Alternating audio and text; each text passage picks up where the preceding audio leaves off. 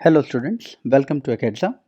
इस वीडियो में हम लोग लोकस, एलिप्स के डेफिनेशन और स्टैंडर्ड इक्वेशन के कॉन्सेप्ट को देखेंगे एलिप्स में।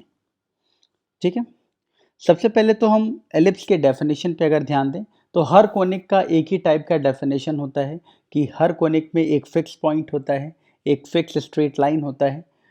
उसका जो रेशियो होता है फिक्स पॉइंट का, एक पर्टिकुलर पॉइंट P, अगर आपको P पॉइंट का लोकस निकालना है तो P पॉइंट से फिक्स पॉइंट की दूरी और P पॉइंट से एक फिक्स स्ट्रेट लाइन पे जो परपेंडिकुलर दूरी है उसका रेशियो हमेशा कांस्टेंट होता है। अब एलिप्स के लिए वो कांस्टेंट जो होता है वो 0 से 1 के बीच में होता है। सेम चीज यहां पर भी लिखी हुई है। ठीक है, ये तो एलिप्स का डेफिनेशन है। अब एलिप्स के डेफिनेशन को तो हम समझ में आ गया कि ये एलिप्स का डेफिनेशन है, वो हम पहले भी देख चुके हैं। अगर कोई भी एलिप्स है, ऐसे कह सकते हैं कि कोई भी एलिप्स में एक फोकस होगा जो फिक्स पॉइंट होगा, एक पर्टिकुलर पॉइंट P होगा जिसका लोकस निकालना होगा। उस P पॉइंट का आपको एक फिक्स स्ट्रेट लाइन होगा जिसे हम लोग डायरेक्ट्रिक्स कहते हैं। इस डायरेक्ट्रिक्स से फिक्स पॉइंट की जो परपेंडिकुलर दूरी है वो यहाँ लिखी है, SP की वैल्यू E टाइम्स PM होती है। ठीक है, ये तो आपको पता है। ठीक है, आइए देखते हैं कि हम किस तरीके से एक एलिप्स का स्टैंडर्ड इक्वेशन निकालते हैं। तो एलिप्स का स्टैंडर्ड इक्वेशन निकालने के लिए देखिए, यहाँ पर तो मैंने फिलहाल आपको एलिप्स बनाया हुआ है और हर चीज़ यहाँ पे लिखी हुई है, बट ये कैसे आया और स्टैंडर्ड इक्वेशन के लिए क्यों ऐसी ही बातें कर रहे हैं, आइए देखते हैं। स्टैंडर्ड इक्वेशन का मतलब होता है कि हम एक अच्छा पॉइंट लेंगे, एक फिक्स पॉइंट लेंगे, एक अच्छा सा फिक्स पॉइंट लेंगे और एक अच्छा सा फिक्स स्ट्रेट लाइन लेंगे। अच्छा सा का क्या मतलब है यहाँ पे, ताकि हमारा इक्वेशन थोड़ा आसान आए, इसलिए हम यहाँ पर एक काम कर रहे हैं कि फिक्स पॉइंट जो है फोकस, उसको हम अपने एक्स एक्सिस पे ले रहे हैं। कहाँ पे ले रहे हैं? एक्स एक्सिस पे ले रहे हैं, ताकि कैलकुलेशन थोड़ा सा सिंपल हो पाए। मैं स्टैंडर्ड इक्वेशन के लिए बात कर रहा हूँ।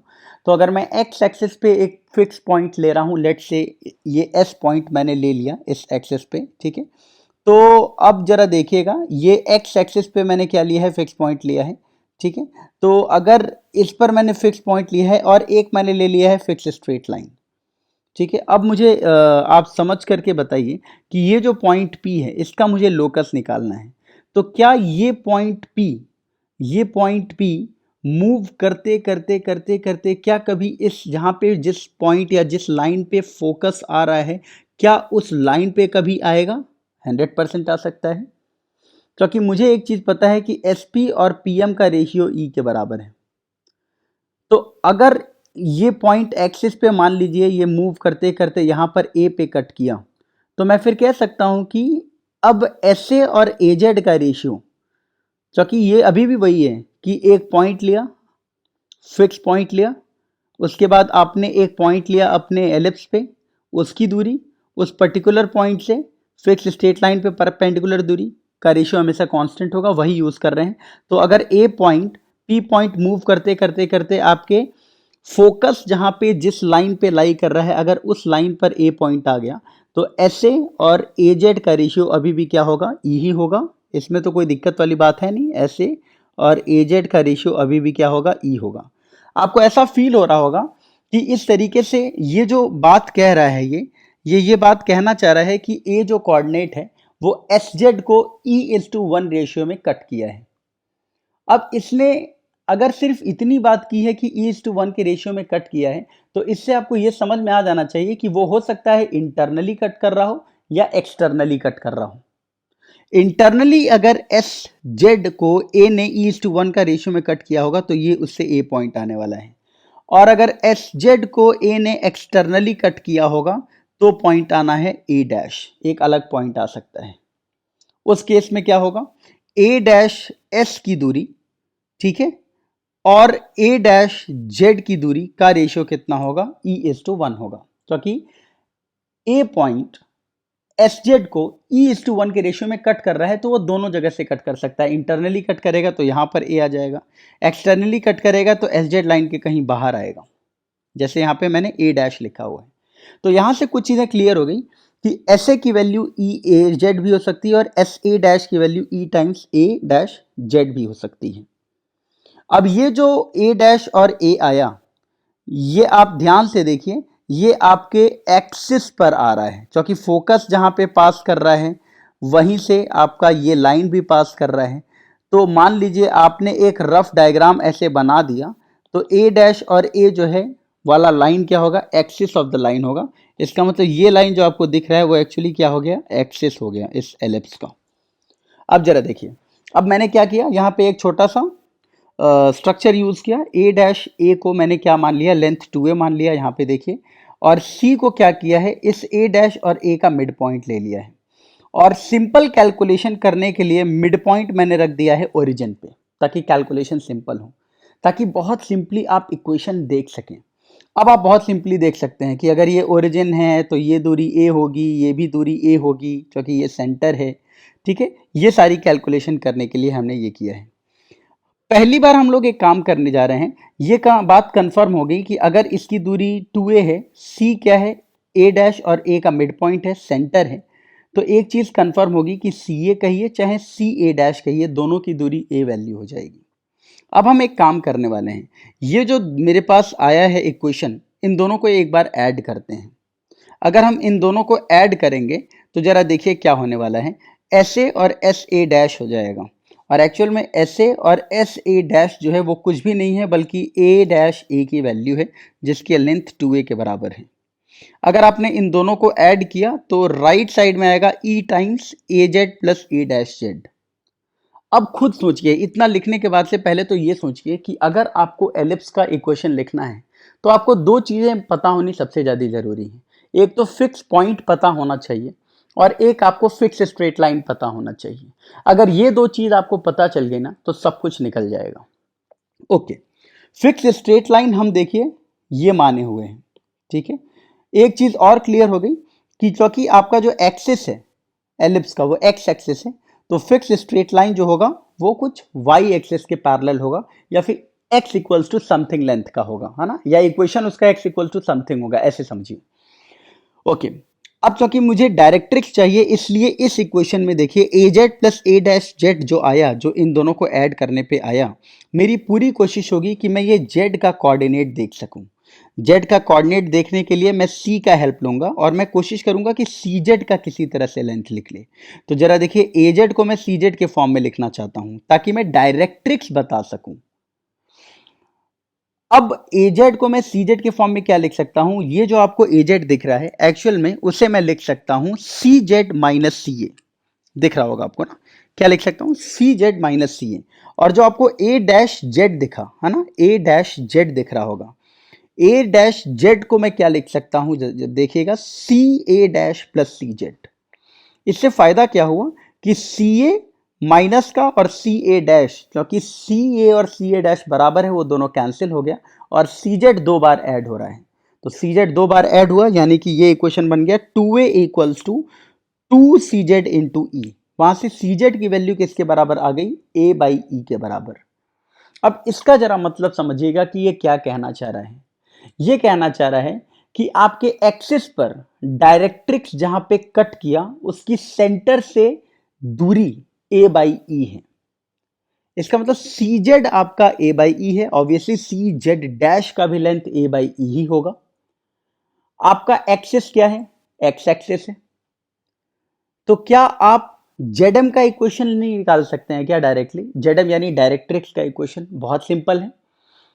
क्योंकि इसका एक्सिस वाई एक्सिस के पैरेलल होगा, और a by E unit, a by E unit आगे कट कर रहा है, तो आप कह सकते हैं क्या कि जेडएम का जो इक्वेशन होगा वो x equals to a by e के फॉर्म में होगा। तो देखिए, मैंने यहां से जेडएम का इक्वेशन लिख दिया x equals to a by e के फॉर्म में। इसका मतलब देखिए, मेरे को डायरेक्ट्रिक्स पता चल गया। अब मेरे को फोकस पता करना है।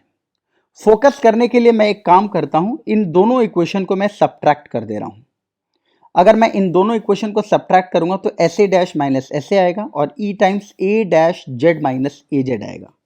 आइए जरा देखते हैं कि ये जो ए डैश जेड माइनस ए जेड है वो किसके बराबर है। ए डैश जेड ये पूरा लेंथ है, इसमें से आपने यहां से लेकर के यहां के लेंथ में, ये तो ए डैश जेड है, आपने इतना घटा दिया, तो बचा क्या, सिर्फ ए ए डैश ही तो बचा।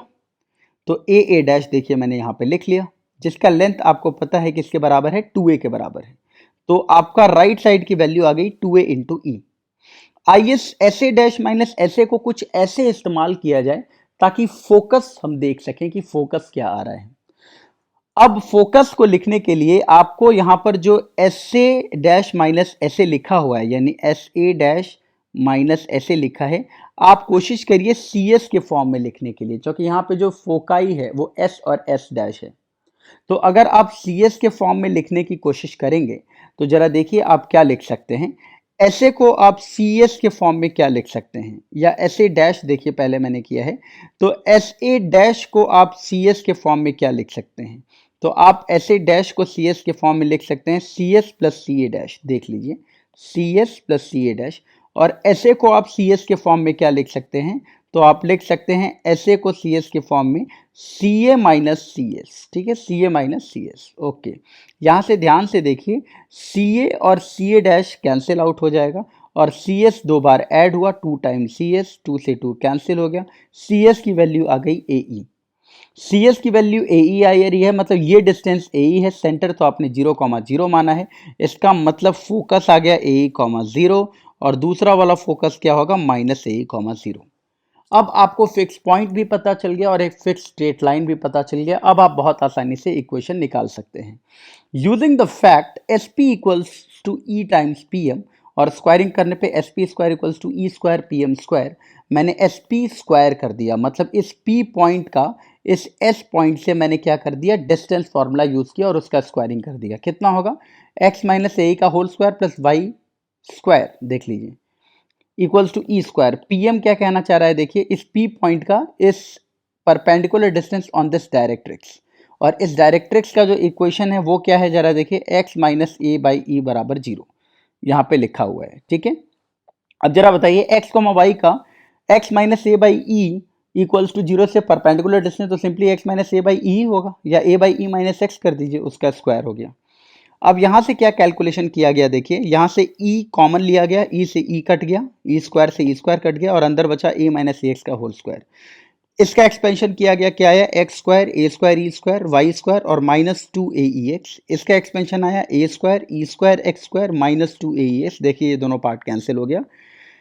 एक्स स्क्वायर का कोफिशिएंट देखिए कितना आ रहा है, 1 minus E square. Y square का कोफिशिएंट तो सिर्फ 1 ही है, और अब देखिए ए स्क्वायर का कोफिशिएंट आ गया 1 माइनस ई स्क्वायर। अब आपने क्या किया, पूरे इक्वेशन को ए स्क्वायर 1 माइनस ई स्क्वायर से डिवाइड कर दिया, तो ये आ गया एक्स स्क्वायर अपॉन ए स्क्वायर, ये आ गया वाई स्क्वायर अपॉन ए square into 1 minus E square, और ये आ गया 1। इसको हम एक नया नाम दे रहे हैं बी स्क्वायर। तो ये वैल्यू किसके बराबर हो गई, बी स्क्वायर। ये बड़ा इंपॉर्टेंट रिलेशन आ गया बी ए और ई के रिलेशन के लिए, B square equals to A square 1 minus E square, ठीक है। This is the relation between B A and E. So it's all about this is the standard equation of ellipse. I hope आपको समझ में आया होगा कि इस ellipse के इक्वेशन को हम कैसे प्रूव कर रहे हैं, ठीक है, और बी ए और ई में रिलेशन क्या है। और भी बहुत सारी चीज़ें आपको समझ में आई होंगी कि ये जो लेंथ है ये होता है मेजर एक्सेस जिसका लेंथ 2a के बराबर है, ये होता है माइनर एक्सेस जो कि आपकी मेजर एक्सेस के परपेंडिकुलर होता है और सेंटर से पास करता है, ये दोनों डायरेक्ट्रिक्स है, उसका भी इक्वेशन आपको समझ में आ गया होगा कैसे आ रहा है, ठीक है। और भी बहुत सारी चीज़ें समझ में आई होंगी शायद कि दोनों वर्टिसेस का मिड पॉइंट सेंटर होता है, दोनों फोकाई का मिड पॉइंट सेंटर होता है, ठीक है, और कैसे कट कर रहा है कैसे नहीं कट कर रहा है, ये सारी चीज़ें। अब सबसे इंपॉर्टेंट है कि ट्रेस कैसे करेंगे किसी भी एलिप्स को। बड़ा सिंपल होता है ट्रेस करना एलिप्स को। जैसे मान लीजिए मेरे पास इक्वेशन आ गया X square upon 9 plus Y square upon 4 equals to 1। तो ट्रेस करने के लिए सिंपली आपको एक चीज ध्यान देना है कि आपको देख लेना है कि आपका ग्राफ एक्स एक्सिस पे कितने यूनिट पे कट कर रहा है और वाई एक्सिस पे कितने यूनिट पे कट कर रहा है। तो एक्स एक्सिस पे ये कहाँ कहाँ कट कर रहा है, तो पुट कर दीजिए वाई को 0। तो आपने जैसे ही y को 0 पुट किया, एक्स स्क्वायर कितना आ गया 9, यानी एक्स एक्सिस को ये प्लस माइनस 3 यूनिट पे कट कर रहा है। तो लेट से ये 3,0 कर दीजिए और इसे कर दीजिए माइनस 3,0। अब y एक्सिस पे कहाँ पे कट कर रहा है वो देखने के लिए आपने क्या करना है, x को 0 पुट कर देना है।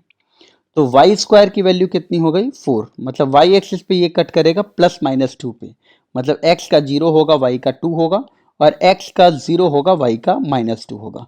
अब इसको एडजॉइन कर दीजिए, इस फिगर को मिला दीजिए बिना कहीं शार्प कॉर्नर। ये देखिए आपका ये एलिप्स तैयार है। तो इस तरीके से एलिप्स को ट्रेस करना होता है। आइए क्वेश्चन देखते हैं। एक क्वेश्चन यहाँ पे लिखा हुआ है, इफ द इक्वेशन 5x - 1 का होल स्क्वायर प्लस 5y - 2 का whole square equals to lambda square -2 lambda plus 1 into 3x plus 4y - 1 का whole square represent an ellipse, then find lambda. ये देखते ही आपके मन में 100% ये ख्याल बन जाना चाहिए कि ये डायरेक्टली आपसे एलिप्स नहीं पूछ रहे हैं, ये आपको फिक्स पॉइंट और फिक्स स्ट्रेट लाइन के फॉर्म में दिया हुआ है। जब यहां से आपने 5 कॉमन ले लेना है दोनों में से, तो क्या बचेगा जरा देखिएगा। यहां से अगर आपने 5 कॉमन लेना है तो यहां से मैं लिख सकता हूं, जरा देखिएगा, 25 टाइम्स x - 1/5 का होल स्क्वायर प्लस y - 2/5 का होल स्क्वायर इक्वल्स टू, ये देखिए ध्यान से, ये लैम्डा -1 का होल स्क्वायर है ये वाला पार्ट, इनटू ये 3x प्लस 4y प्लस 1 का होल स्क्वायर है।